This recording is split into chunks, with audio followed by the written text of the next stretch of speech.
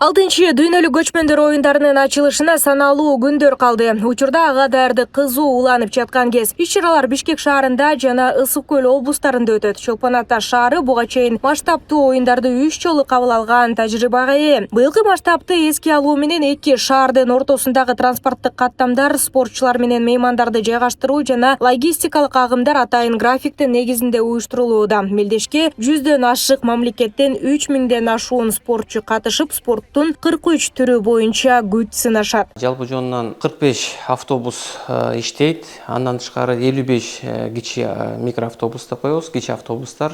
Бул ошо жаңы Маданият министрлигине былтыр сатып алынган 55 автобус, микроавтобустар иштейт. Андан тышкары биздин былтыр сатып алынган 15 автобус. Андан тышкары биз жеке жактар менен дагы сүйлөшүп, кошумча 40 автобусту сүйлөшүүлөр менен алдык. VIP деп коебуз, баягы VIP автоунаалар.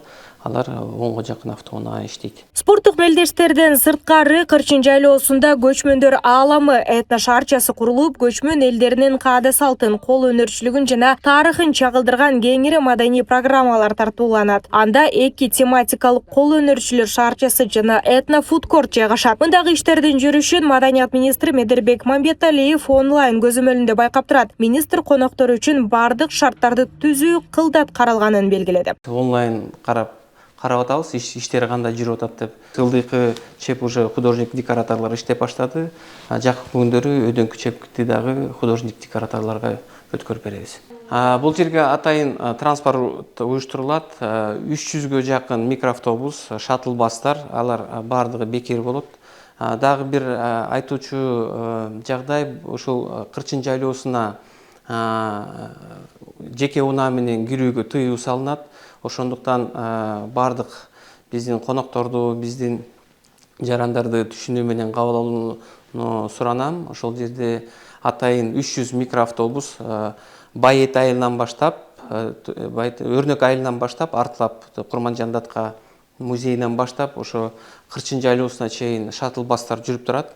Аралыгы 5 мүнөткө жетпеген убакытта бири-биринен арткасынан жүрүп турат. Миңдеген конокторду жана чет элдик делегацияларды тосуп алуу үчүн волонтерлор тартылган. Алардын негизги милдеттерине логистикалык багыт берүү, котормочулук көмөк көрсөтүү, навигация, аэропорттордон жана вокзалдардан тосуп алуу, ошондой эле стадиондордогу көрүүчүлөрдү жайгаштыруу кирет. Жалпы жонунан 700 волонтер даярдалды. Алар ошо жөн эле тандалбастан баягы тил билгендер, чет тилди билгендер, улан кыздар тандалып алынды. Анан өзүнүн лидерлик жөндөмү бар улан кыздар даярдалып, жакын арада тренингдер өткөрүлүп, ошол ар бир багыт боюнча машыгуулар жүрдү. Кудай буйрса алар дагы даяр. Айта кетсек, оюндардын расмий тумары ак илбирс, ага Батай деген ысым берилгенин эске салалы. Бул символ тоо жаратылышын, көчмөн мурасын жана эл аралык кызматташтыктын рухун чагылдырат. Ал эми мелдештин ураны күч биримдиги, рух биримдиги. Дүйнөлүк көчмөндөр оюнунун тумары бул барс. Ал эми быйылкы дүйнөлүк көчмөндөр оюнунун тумарынын аты Батай.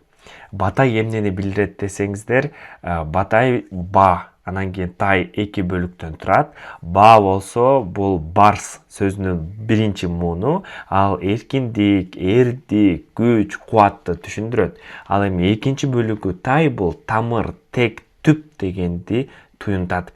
Жалпылап алып айтканда өзүнүн тамырынан, түбүнөн, түпкү өзөгүнөн ажырабаган энергия, күч, кубат дегенди билдирет. Эскерте кетсек, 6 дүйнөлүк көчмөндөр оюндарынын салтанаттуу ачылыш аземи 31 августта Бишкек шаарында өтөт. Меймандар менен катышуучуларды камтыган спорттук жана маданий мелдештер бир жумага созулуп, 100дөн ашуун өлкөнүн спортчулары спорттун 43 түрү боюнча күч сынашат. Оюндардын расмий жабылыш аземи 6 сентябрда Чолпон Ата шаарында жыйынтыкталат. Нурзада Сыдыкова, Майрамбек Абдибилал уулу, регион, Бишкек.